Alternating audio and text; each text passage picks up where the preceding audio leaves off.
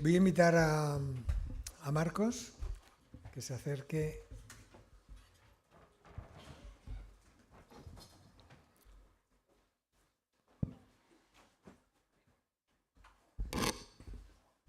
Y vamos a orar. Padre, te queremos dar gracias por tu palabra, que sea, Señor, aquello que tú quieres comunicarnos en esta mañana. Queremos pedirte por Marcos, de verdad, úngele, ayúdale y que al igual que en el primer turno, que él pueda compartirnos con claridad y, Señor, con tu unción, aquello que has puesto en su corazón de este libro de Josué. Señor, nos ponemos delante de ti y pedimos tu bendición. Abre nuestros oídos, abre nuestro entendimiento. En el nombre de Jesús. Amén. Gracias. Buenos días. Ya anticipamos la semana pasada que empezamos una nueva serie en el libro de Josué y esta semana debisteis recibir por WhatsApp pues un resumen, una sinopsis de lo que va a ser la serie. No tengo tiempo para explicarosla ahora, así que os animo a leerlo si no lo habéis leído. Y empezaremos en Josué 1, en esta serie de avanzar con Dios o avanzando con Dios. Hoy la idea de avanzando o avanzar confiando en Dios. Josué 1. Sucedió después de la muerte de Moisés, siervo del Señor, que el Señor habló a Josué, hijo de Nun y ayudante de Moisés, diciendo: mi siervo Moisés ha muerto, ahora pues levántate, cruza el Jordán, tú y todo este pueblo, a la tierra que yo les doy a los hijos de Israel. Todo lugar que pise la planta de vuestro pie os he dado, tal como dije a Moisés. Desde el desierto y este Líbano hasta el gran río, el río Éufrates, con toda la tierra de los hititas hasta el mar grande que está hacia la puesta del sol, será vuestro territorio. Nadie te podrá hacer frente en todos los días de tu vida. Así como estuve con Moisés, estaré contigo. No te dejaré ni te abandonaré. Sé fuerte y valiente, porque tú darás a este pueblo posesión de la tierra que juré a sus padres que les daría. Solamente sé fuerte y muy valiente. Cuídate de cumplir toda la ley que Moisés, mi siervo, te mandó. No te desvíes de ella, ni a derecha ni a izquierda, para que tengas éxito donde quiera que vayas. Este libro de la ley no se apartará de tu boca, porque meditarás en él día y noche, para que cuides de hacer todo lo que en él está escrito. Porque entonces harás prosperar tu camino y tendrás éxito. ¿No te lo he ordenado yo? Sé fuerte y valiente. No temas ni te acobardes, porque el Señor tu Dios estará contigo donde quiera que vayas. Entonces Josué dio órdenes a los oficiales del pueblo, diciendo: pasad por medio del campamento y ordenad al pueblo, diciendo: preparad provisiones para vosotros, porque dentro de 3 días cruzaréis el Jordán para entrar a poseer la tierra que el Señor vuestro Dios da en posesión. Y a los rubenitas y a los gadanitas y a la media tribu de Manasés, Josué dijo: recordad la palabra que Moisés, siervo del Señor, os dio, diciendo: el Señor vuestro Dios os da reposo y os dará esta tierra. Vuestras mujeres, vuestros pequeños y vuestro ganado permanecerá en la tierra que Moisés os dio al otro lado del Jordán. Pero todos los valientes guerreros pasaréis en orden de batalla delante de vuestros hermanos y los ayudaréis hasta que el Señor dé reposo a vuestros hermanos como a vosotros, y ellos también posean la tierra que el Señor vuestro Dios les da. Entonces volveréis a vuestra tierra y poseeréis lo que Moisés, siervo del Señor, os dio al otro lado del Jordán hacia el oriente. Y ellos respondieron a Josué diciendo: haremos todo lo que nos has mandado, y a donde quiera que nos envíes, iremos. Como obedecimos en todo a Moisés, así te obedeceremos a ti, con tal que el Señor tu Dios esté contigo, como estuvo con Moisés. Cualquiera que se rebele contra tu mandato y no obedezca tus palabras en todo lo que mandes, se le dará muerte. Solamente sé fuerte y valiente. Vivimos en una época paradójica. Nunca habíamos tenido tanta tecnología para facilitarnos la vida. Y sin embargo, nunca habíamos estado tan cansados. Tenemos aplicaciones para organizarnos. Tenemos mapas en el coche, en el móvil, que nos dicen por dónde ir. Tenemos relojes que miden la calidad del sueño y nos dan algo de información sobre nuestra salud, pero aún así vivimos con la sensación de no saber muy bien hacia dónde vamos ni con qué fuerzas contamos para seguir. Médicos y psicólogos nos dicen que uno de los grandes problemas de nuestra generación hoy no es solo el estrés, sino el desgaste prolongado. Personas que no abandonan de golpe, pero que poco a poco van perdiendo el ánimo, la motivación, la esperanza. No es una crisis puntual, es un cansancio de fondo. ¿Puedes bajarme un pelín el micro, por favor, Isaac? Algo parecido ocurre también en la vida de fe. No solemos dejar de creer de la noche a la mañana, de un día para otro, pero sí nos puede pasar que dejemos de avanzar. Nos acostumbramos a una fe funcional, a una fe estándar, correcta, ¿no? Pero que no tiene empuje. Seguimos caminando, o al menos eso parece, aunque por dentro estemos detenidos. Y el libro de Josué se abre en un momento así. Israel no está huyendo, no está celebrando, está frente al Jordán, parado, con la tierra y la promesa que Dios les ha prometido delante, pero que aún no es una realidad. Y atrás queda un gran líder, 40 años de desierto y un futuro incierto por delante. Y en ese contexto Dios no ofrece atajos tecnológicos ni soluciones rápidas. Dios nos propone algo mucho más profundo. Una llamada a avanzar con esfuerzo y valentía, pero sostenidos por su presencia y guiados por su palabra. En este texto se nos confronta con una pregunta muy actual. ¿Cómo seguir avanzando cuando estamos cansados? ¿Cómo seguir avanzando cuando hay dificultades en el camino? Pensemos en términos personales o en términos de iglesia. ¿Cómo seguir avanzando cuando hay limitaciones, cuando hay carencias? Cuando la fe se vive en medio de un mundo saturado de inputs, acelerado y a la vez desorientado. Josué 1 nos recuerda que el problema no es solo llegar a la meta, el problema puede ser quedarnos instalados en el camino, sin avanzar. Y hoy nos acercamos a este pasaje para redescubrir qué significa avanzar confiando en Dios, en nuestra vida personal, pero también como iglesia, en medio de una cultura que nos invita más a la comodidad que a la fidelidad. Y en primer lugar, vamos a ver nuestra responsabilidad. ¿Cuál es nuestra parte en esto? Más allá de lo espiritual, del mínimo espiritual, perdón. Más allá del mínimo, no conformándonos con el mínimo espiritual. En segundo lugar, veremos la parte de Dios, ¿no? Su presencia sosteniéndonos y su palabra orientándonos. Y en último lugar, veremos el resultado, con la vista en la promesa y los pies en el camino. Así que empecemos por el primero. Más allá del mínimo espiritual, lo tenemos en los versículos 6, 7, 9 y 18. Dios le pide a Josué 4 cosas agrupadas en 2 grupos. Esfuérzate y sé valiente, no temas ni desmayes, que como veremos son exhortaciones complementarias. Vamos con la primera, esfuérzate y sé valiente. Habréis observado que se repite hasta 4 veces. Cuando algo se repite en la Biblia es que es importante. Es que hay que prestar atención. Y además el verbo está en imperativo, no es una opción. Dios no le dice a Josué, oye, procura, deberías. Esto a veces lo encontramos en Pablo, recomendándole o exhortando a Timoteo, ¿no? Procura. Pero aquí es un imperativo. Y es un imperativo porque estamos delante de algo vital, indispensable para llegar a buen puerto y acometer la tarea con garantías.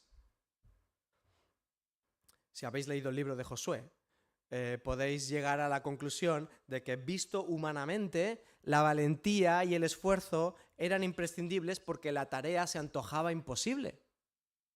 El enemigo era más numeroso, estaba mejor equipado para la guerra, era una lucha desigual, pintaba goleada, como espero que pase esta tarde también.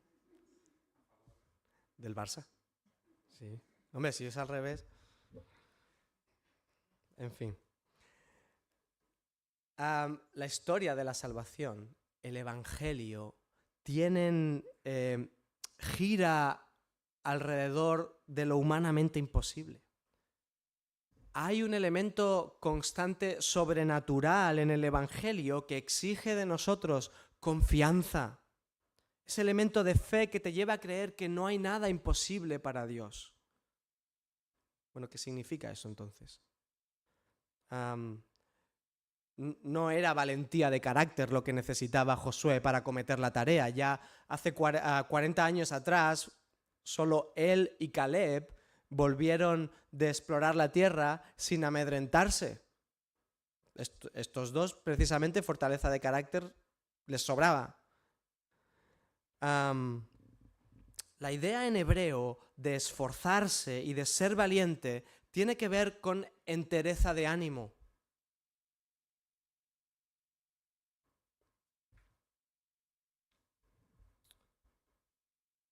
Fortaleza de espíritu, que es un concepto que en el Nuevo Testamento es muy parecido al que se traduce como paciencia o longanimidad.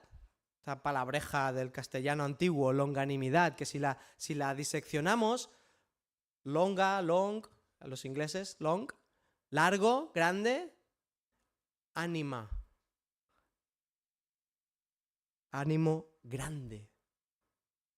Una actitud de fortaleza interior difícil de producir en nosotros por nosotros mismos muchas veces frente a las circunstancias que vivimos, pero que el Espíritu nos provee como parte de su fruto, de su acción en nuestra vida.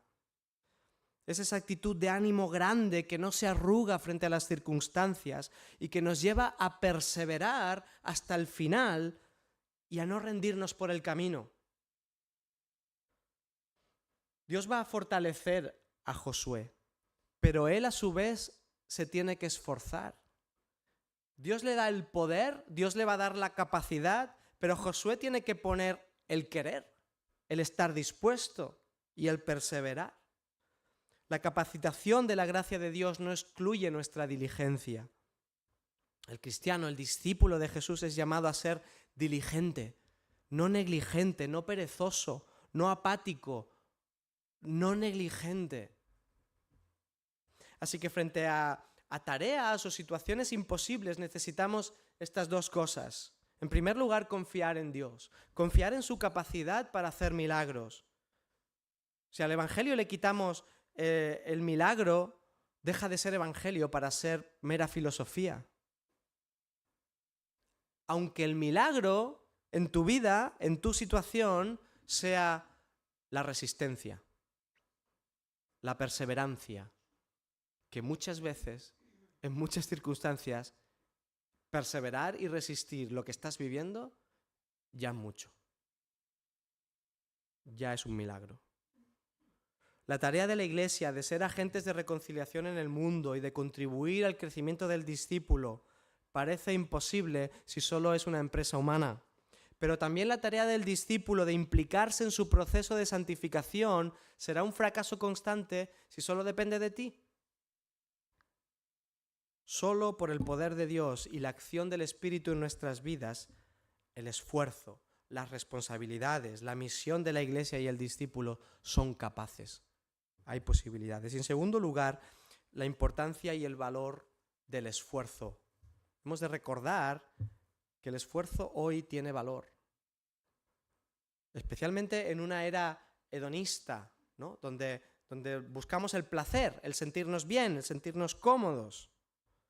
El esfuerzo como discípulos de Jesús, el esfuerzo como familias cristianas, el esfuerzo como familia de la fe, como iglesia local.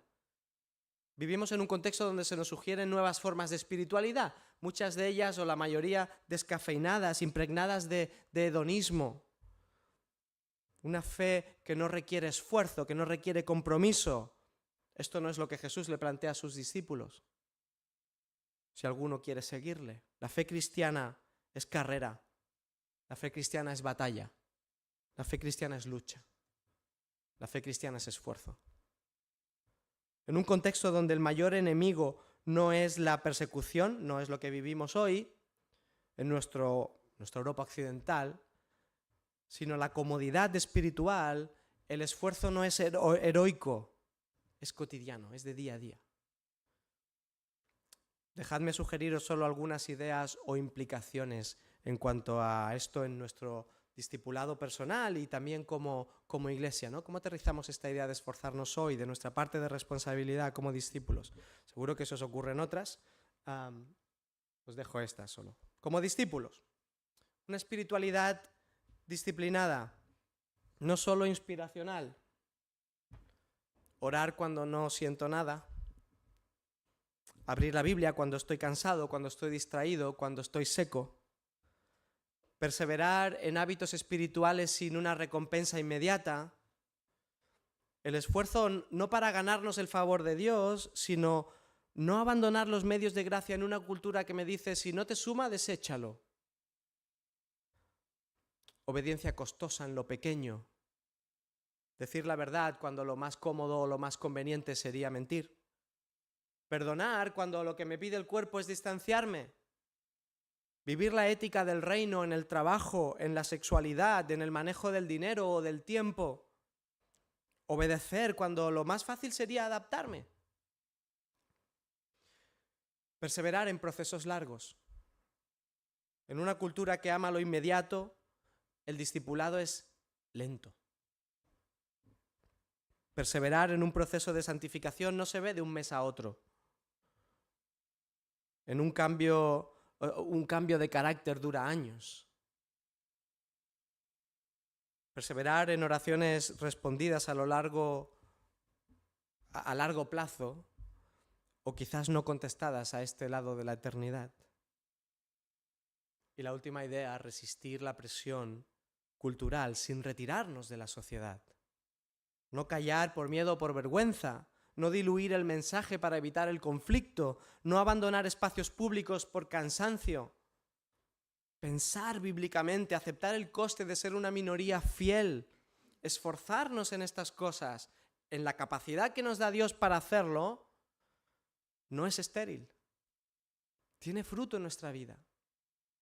Esforzarnos como iglesia, pasar del me sirve a sirvo. Permanecer en la comunidad cuando no todo me gusta, poner en perspectiva las frustraciones normales de ser parte de un grupo que estamos afectados por el pecado todavía. Entender la iglesia como familia, no como un producto a consumir. El hedonismo se pregunta, ¿qué me aporta esta iglesia? El discípulo se pregunta, ¿dónde me ha puesto Dios para amar, para servir y cómo me ha capacitado para eso? Servir cuando no hay reconocimiento, en ministerios invisibles, en tareas repetitivas, en procesos que no lucen. Esfuérzate significa ser puntual, preparar bien, cumplir con lo que se requiere de la tarea. Permanecer en unidad cuando lo más fácil es retirarse. No desentenderse del proyecto común. No vivir la fe y la vida de iglesia al otro lado del Jordán, desde la barrera. Como espectador, no conformarse con, bueno, yo ya estoy bien, o no conformarse con, yo ya he servido bastante. Cuando algunos se implican y otros se instalan, la iglesia se debilita. La unidad no es sentimental, es sacrificial. Hemos de trabajar por ella. Asumir que Dios nos quiere usar, no solamente cuidar. Y el esfuerzo aquí está en dar tiempo, en dar recursos, energía emocional. Dios no llama a una iglesia a sobrevivir, nos llama a avanzar. Y avanzar siempre tiene un coste alto. Y la última idea aquí como iglesia es perseverar en la misión, exige constancia, no entusiasmo ocasional o intelectual. Nos toca evangelizar en un contexto frío y secular, pero cada vez más abierto a la espiritualidad y a buscar respuestas a esa espiritualidad en el Evangelio de Jesús, en la propuesta de Jesús. Acompañar procesos rotos, vidas con carencias, con limitaciones, a través de explicarles una historia mejor para sus vidas, pero también demostrarles el amor de Dios de una manera práctica. Seguir sembrando aunque no veamos resultados. El reino de Dios no avanza a golpe de eventos, lo hace porque Dios lo hace avanzar y porque Él se sirve de nuestra fidelidad para hacerlo. John Piper, en el libro Raíces de Perseverancia, escribe esto: lo que necesitamos en la causa de la justicia social, por ejemplo, contra el racismo o el aborto, en la causa de las misiones, fundar iglesias en medio de los pueblos no alcanzados del mundo, en la causa de la santidad personal y el evangelismo, llevar a las personas a los pies de Cristo y amarlas pase lo que pase, no son brotes de energía, sino personas que perseveren en el tiempo, que sepan correr en las carreras de resistencia y no en carreras cortas. Esforzarnos en estas cosas como iglesia no es estéril. Y en este esfuerzo ayuda mucho la visión, ¿no? La meta, el propósito, saber por qué y para qué nos esforzamos y tenemos que ser valientes. Ahí lo vemos en el versículo 6 y 7, ¿no? Porque tú repartirás a este pueblo la tierra que yo prometí, ¿no? Es como la culminación de la promesa. Es duro perseverar en el camino pero cuando reenfocamos, cuando recuperamos el sentido de por qué lo hacemos, se nos renuevan las fuerzas. Si pensamos en cosas como la edificación personal, la madurez, el crecimiento personal y de nuestra relación con Dios, si pensamos en el desarrollo de la iglesia, de personas reconciliándose con Dios, no hay propósitos más eternos y relevantes que lo que hay detrás de estas ideas. Esfuérzate y sé valiente, no temas ni desmayes. ¿Cómo nos conoce el Señor, ¿no? Por algo nos ha creado. Fijaos que la exhortación no es solamente contra los enemigos externos en una lucha desigual, sino también con problemas y realidades o dificultades dentro de nosotros mismos. El desaliento, el desánimo, dentro de nosotros, dentro de nuestras filas. A veces el desaliento puede ser peor enemigo que el miedo. A veces el enemigo dentro, ¿no? La murmuración, la crítica destructiva, la apatía, la búsqueda de comodidad, pueden hacer más daño que un ejército enemigo, pueden hacer más daño que cualquier dificultad o limitación que tengamos para desarrollarnos como iglesia. Y Dios le explica a Josué por qué tiene que no temer ni desfallecer. Le dice: no temas ni desmayes, porque Jehová tu Dios estará contigo donde quiera que vayas. Y esto nos entra en el segundo punto. Hemos dejado atrás nuestra parte de responsabilidad. ¿Qué es lo que aporta Dios? Su presencia que sostiene y su palabra que orienta. Al deber del discípulo le sigue la provisión del maestro. La tarea viene acompañada con la capacidad, con la posibilidad y con los recursos para desarrollarla. En la travesía por el desierto y frente a los desafíos para alcanzar la promesa, la tierra prometida, Dios le da a Josué y a nosotros dos grandes recursos: su palabra y su presencia. Su presencia. Su presencia que trae la provisión diaria de poder sobrenatural. Dice el versículo 5: nadie podrá hacerte frente en todos los días de tu vida. Esto es una promesa a Josué, pero tenemos promesas para nosotros en el Nuevo Testamento. Si Dios es por nosotros, ¿quién contra nosotros? O todo lo puedo en Cristo que me fortalece. La capacidad de resistir, la capacidad de perseverar, la capacidad de sobreponerme. Fijaos que en algunas de estas no estoy hablando de victoria, de sobrellevar. Esto es un milagro en la vida del discípulo y en la vida de la iglesia. Sigues teniendo semanas duras, sigues lidiando con los límites, sigues lidiando con las frustraciones o las enfermedades, incluso sin entender muchas cosas de las que te están pasando o sin a veces ni entender a Dios. Pero la diferencia no es la ausencia de peso, sino no llevarlo solo. Su presencia no nos saca del desierto, al menos de momento, pero nos impide perdernos o desorientarnos en él. Y lo chulo y a la vez responsable por nuestra parte es que la presencia de Dios no solo se vive aquí en el culto del domingo todos juntos, también en la cocina de tu casa, en la oficina, en la fábrica, en el conflicto familiar o cuando estamos solos. Si medimos la fidelidad de Dios por los resultados visibles, nos vamos a desanimar. Pero si medimos la presencia, si medimos su fidelidad por su presencia fiel, la garantía de que Dios no se va, perseveraremos. A veces medimos la fe por experiencias pasadas, ¿no? El momento de la conversión, un campamento chulo en JPC, en GBU, en cualquier otro lugar. Un momento fuerte con Dios, estás on fire ahí en tu relación con el Señor.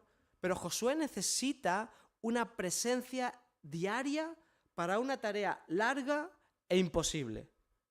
Y tú y yo y esta iglesia necesitamos la gracia de Dios hoy, para la obediencia de hoy y para mi realidad dura, difícil, limitante de hoy.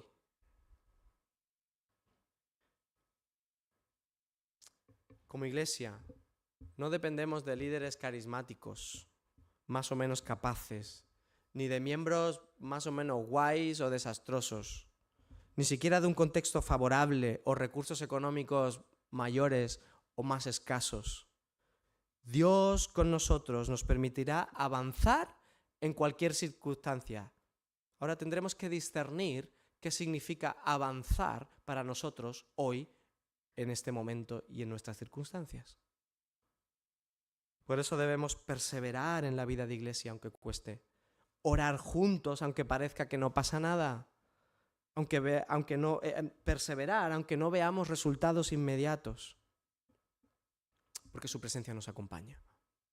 Y eso marca la diferencia. Pero también su palabra nos orienta. Y este es un recurso, pero a la vez es un deber. Dice el texto, para cuidar, hacer conforme a toda la ley que mi siervo Moisés te mandó, no te apartes de ella, ni a izquierda ni a derecha, nunca se apartará de tu boca este libro de la ley, sino que de día y de noche meditarás en él para que hagas conforme y guardes conforme a todo lo que en él está escrito. La Biblia en el centro de nuestras vidas, no en la periferia. No es suficiente con leerla, hay que hacerla tuya, hay que asimilarla, hay que traerla de forma regular a nuestra mente, como nos decía Ana el otro día en el sermón, ¿no? Rumiarla como las vacas. Hacer el ejercicio de conectarla con nuestra realidad y con nuestra vivencia. Una verdad bíblica aplicada a una decisión que tienes que tomar. Una promesa recordada en un momento de ansiedad. La palabra como ancla en medio del ruido, de la saturación de opiniones que nos dicen qué pensar, qué hacer, cómo sentir, cómo vivir. Porque ahí la fe corre el riesgo de diluirse. La palabra reordena nuestras prioridades, corrige nuestra mirada, nos ayuda, por ejemplo, a entender el modelo auténtico de familia, de sexualidad. Nos ayuda a gestionar los conflictos entre nosotros, a manejar nuestras finanzas, a reaccionar frente a la injusticia y el sufrimiento que vemos a nuestro alrededor. Y tendremos que obedecerla, ¿no? Practicarla, vivirla, cambiar de actitud, tomar una decisión incómoda, renunciar a algo legítimo por fidelidad a Dios, llevarla al trabajo, aterrizar la palabra a una conversación difícil que tendremos que tener, a una decisión complicada. La palabra me sirve de freno para actuar mal cuando nadie me ve. Me impulsa a hacer lo correcto cuando me cuesta. No responder con ira, no rendirme en el servicio, no acomodarme espiritualmente.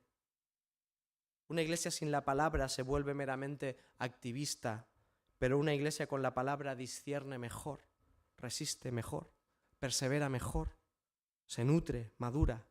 Quizás no acelera siempre el camino, pero evita que nos desviemos. Esta es la provisión de Dios. Finalmente el resultado. ¿Dónde estoy? Esto ya lo hemos visto, ¿no? No he pasado. Aquí. El resultado, con la vista en la promesa y los pies en el camino. Versículos 7 y 8. Solamente sé fuerte y muy valiente. Cuídate de cumplir toda la ley que Moisés mi siervo te mandó. No te desvíes de ella ni a derecha ni a izquierda para que tengas éxito donde quiera que vayas. Este libro de la ley no se apartará de tu boca, sino que meditarás en él día y noche para que cuides de hacer todo lo que en él está escrito, porque entonces harás prosperar tu camino y tendrás éxito. Dios no le promete a Josué una vida fácil. Le promete una trayectoria de progreso. La prosperidad bíblica no es ausencia de problemas ni éxito inmediato o de hago esto porque le agrada a Dios y recibo una recompensa por parte de Él buena. No. La prosperidad bíblica es avance seguro hacia la meta que Dios ha marcado para tu vida y para la vida de esta iglesia. Prosperar en sentido bíblico significa caminar en la dirección correcta, aunque haya tropiezos por el camino. Significa progresar en obediencia y en madurez, aunque el camino sea duro. Significa vivir con la certeza de que la historia no termina en derrota. Esta prosperidad bíblica se fundamenta en estas dos cosas, dos convicciones. Progreso hacia la meta. Dice Proverbios 4:18, la senda del justo es como la luz de la aurora que va en aumento, va increciendo hasta que el día es perfecto. De igual manera, la senda del justo avanza aunque haya nubes y sombras.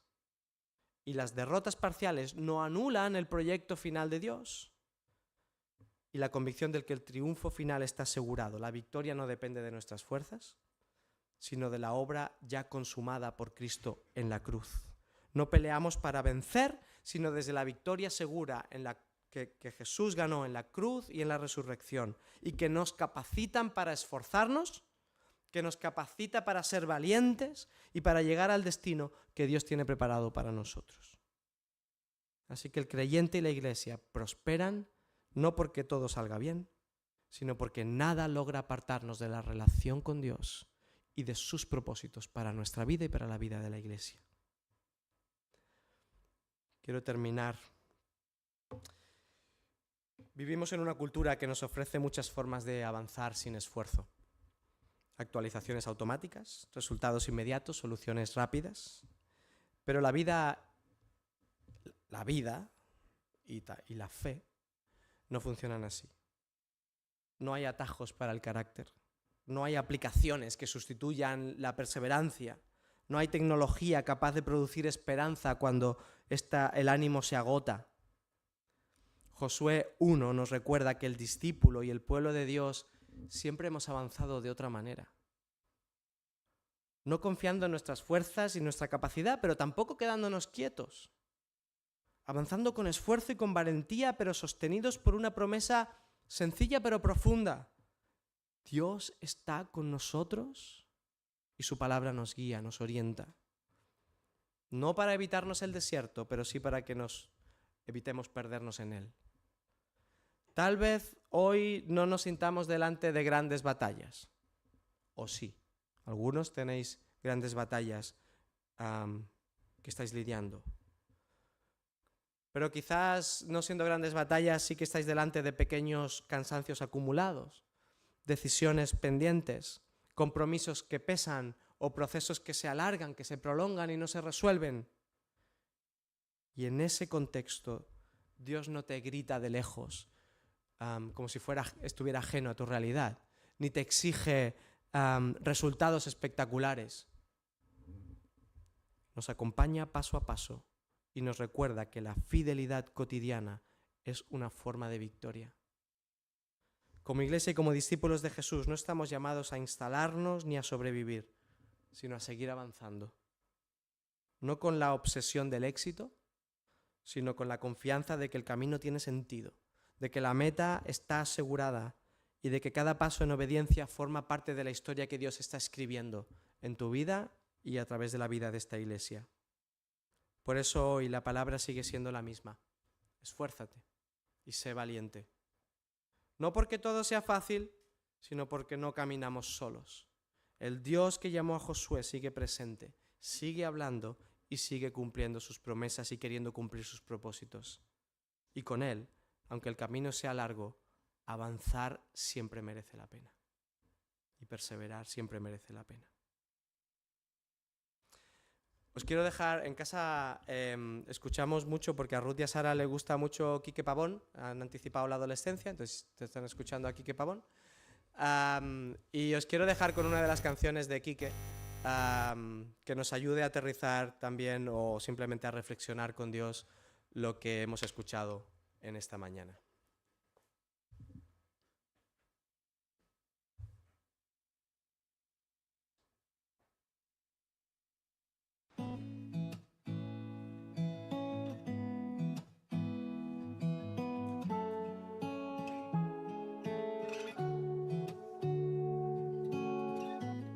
Porque me canso de esperar, porque me cuesta confiar, si siempre me guardo tu mano.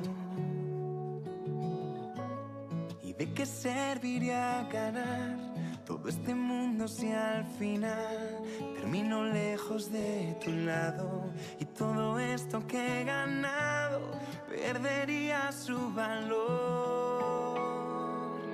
No.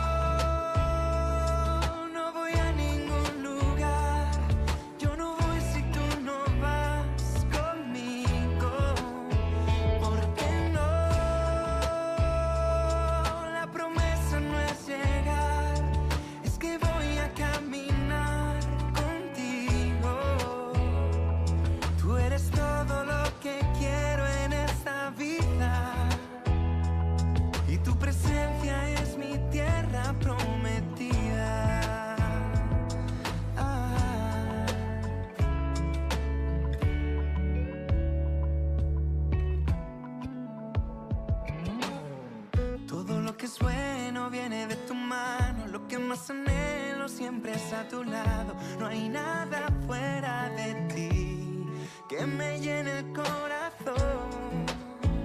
Una cosa pido, guárdame en tu abrigo y no me dejes ir, porque mi tesoro más preciado es la presencia de mi Dios.